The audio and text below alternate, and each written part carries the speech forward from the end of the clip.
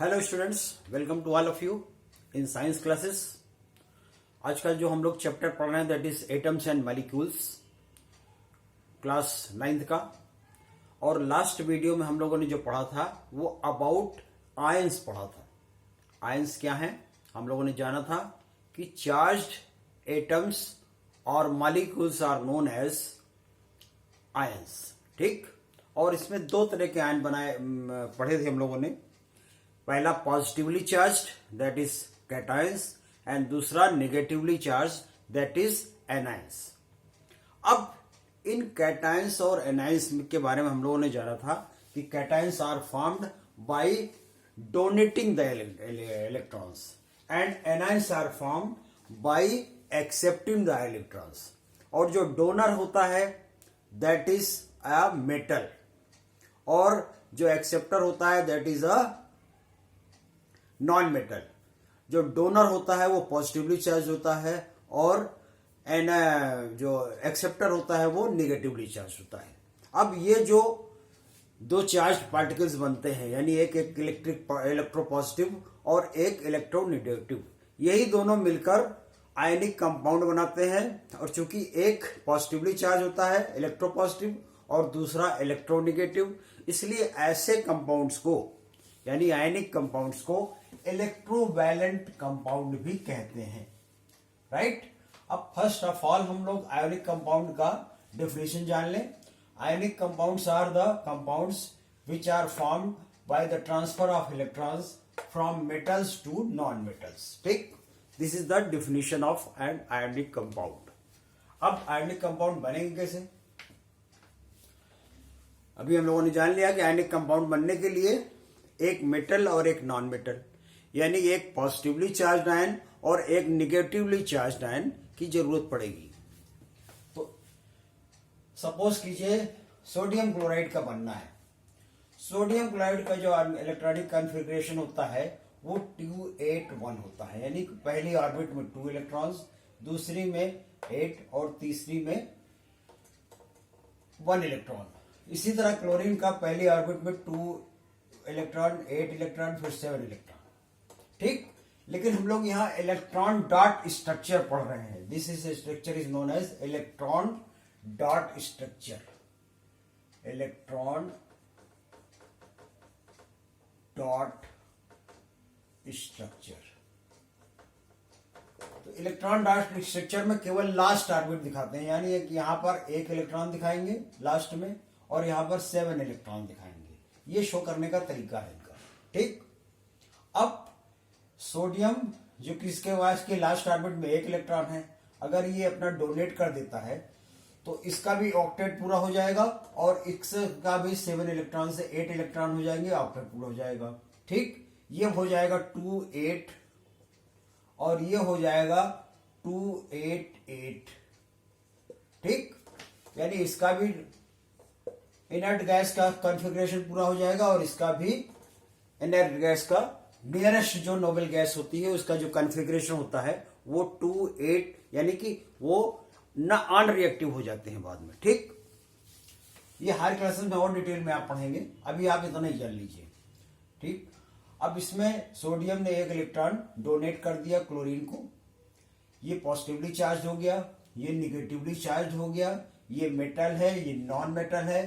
क्योंकि positively charge है तो ये मेटल है, निगेटिवली चार्ज है तो नॉन मेटल है। लेकिन जो कंपाउंड बनेगा सोडियम क्लोराइड यानी कॉमन साल्ट सोडियम क्लोराइड, इसके ऊपर कोई चार्ज नहीं होगा।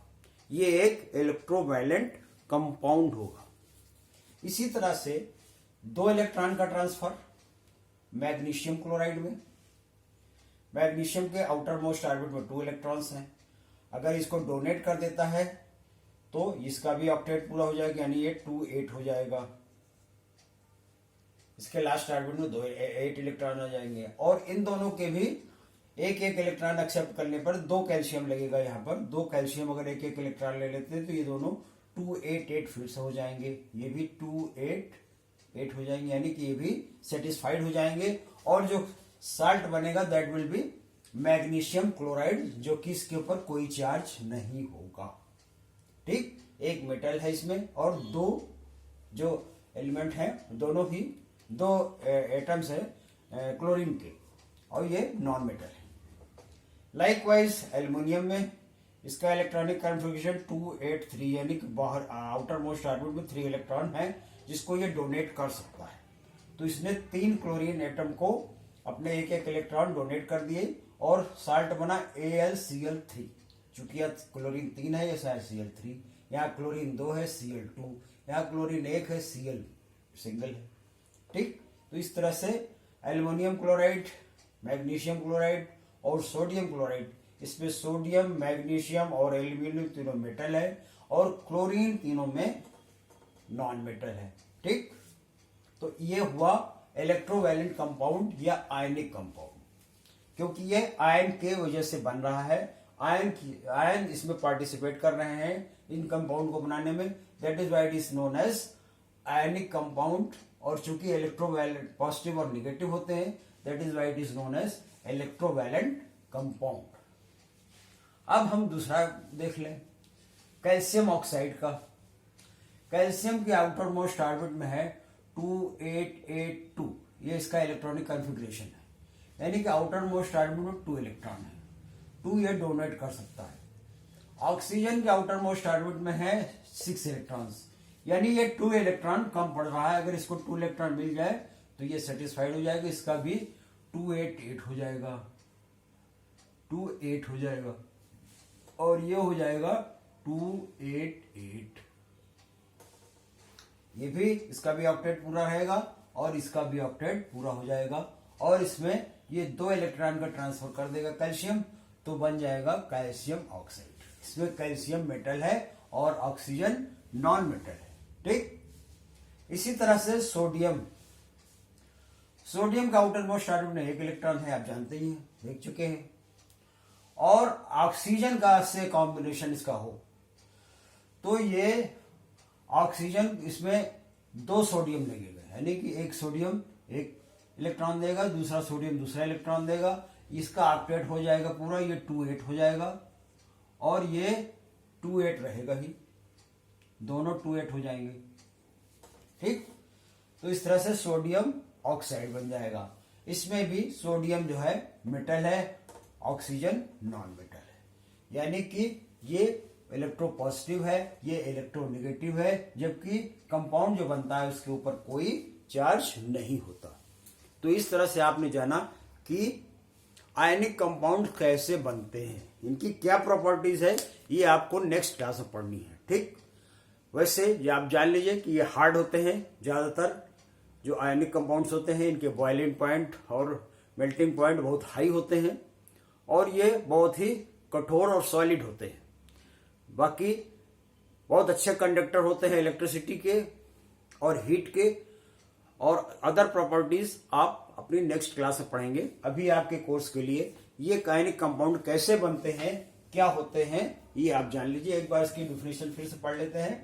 The ionic compounds are the compounds which are formed by the transfer of electrons from metal to non metal.